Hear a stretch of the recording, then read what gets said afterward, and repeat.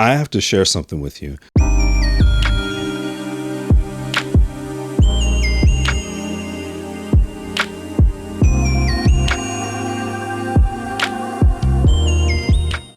What's good, folks?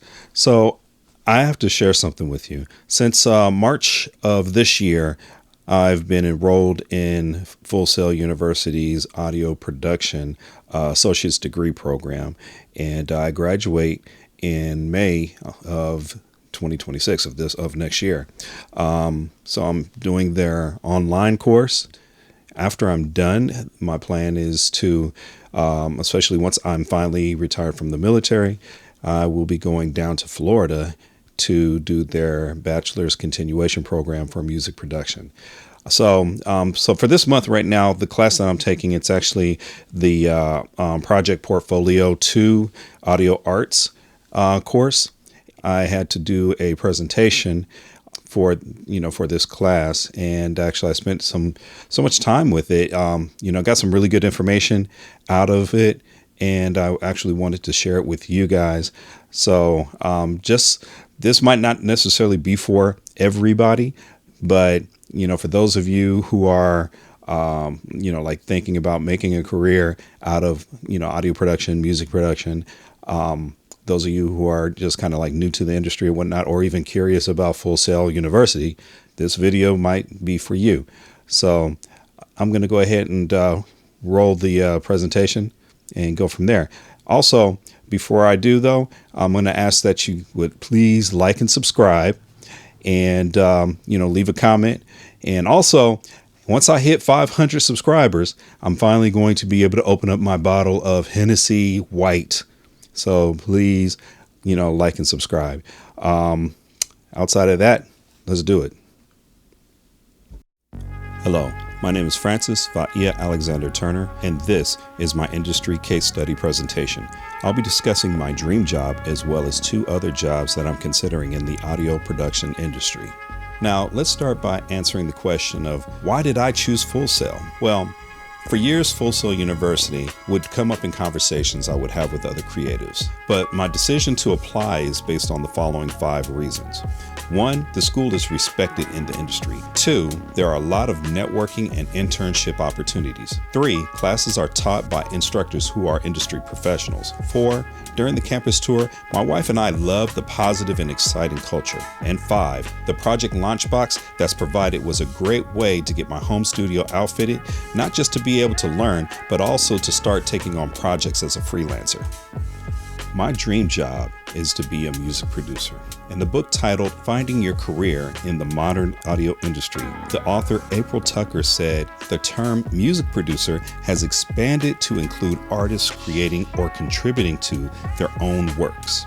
In 2020, Tucker had personal interviews with Susan Rogers, who is a professor in the Music Production and Engineering Department at Berklee College of Music, and Eric Ferguson, the assistant professor in the Live Sound Production program at Ferguson University in Bangor, Maine. Their expanded definitions of the modern music producer have provided clarity in the roles and responsibilities of my dream job as a modern-day producer. Now, Tucker has stated that the modern audio industry is full of emerging professionals learning audio skills for their own music. And then Susan Rogers refers to them as sound sculptors. And these sound sculptors take the traditional skills of music production and combine them with a modern element of music composition. Now, Ferguson goes on to describe these professionals as non-traditional musicians. Now, after reading this, I find myself identifying with this group.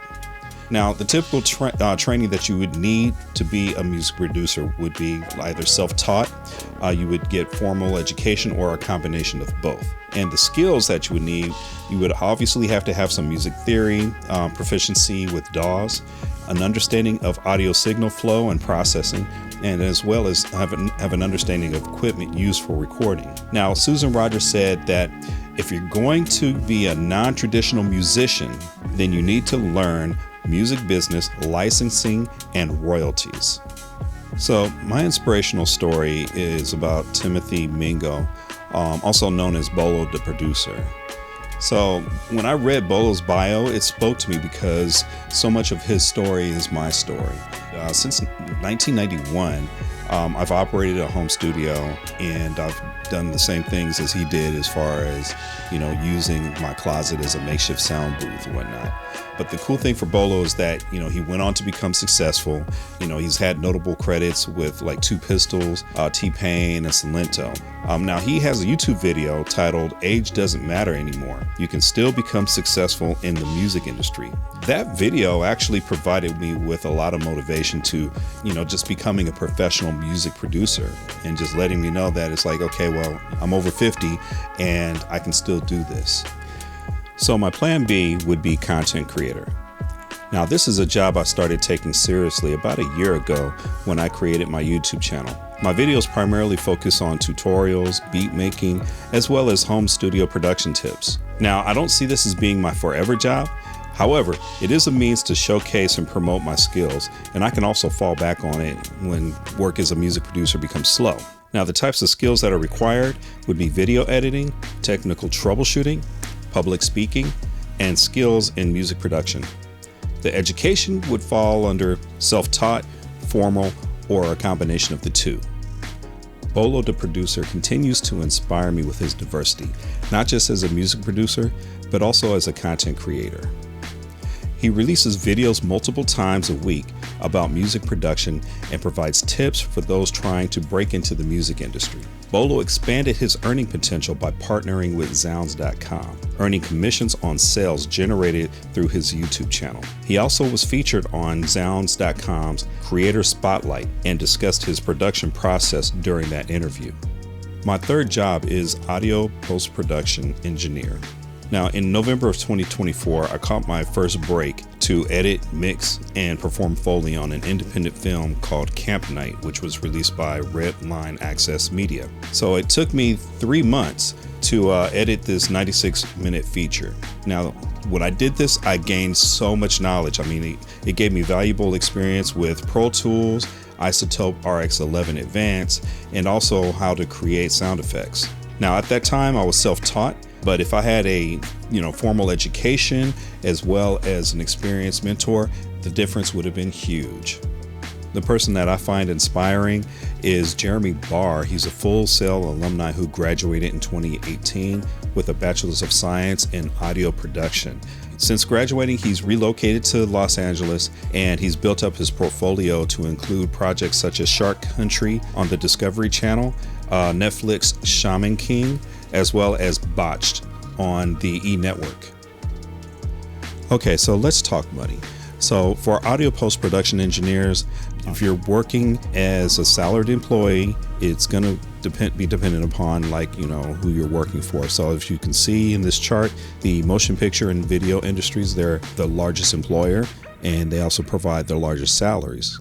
As we look at music producer salaries, the performing arts companies happens to be the largest employers, followed by the religious organizations. Now, if you're a salaried employee doing music production, this is kind of where you can look at as far as getting paid. And this information is based off of the U.S. Bureau of Labor and Statistics. Now, if you are an independent contractor or whatnot, how much you get paid is going to be totally dependent upon what kind of equipment that you're bringing to the projects, how much experience that you have, how big are the budgets of your clients. All those things, factor in. So it can be all over the place. When it comes to being a content creator, there really isn't much data out there or anything that's really concrete in terms of how much you can expect to be paid. I will say this, it is a $250 billion industry. This is something that was written about by the New York Society of CPAs as well as the Washington Post.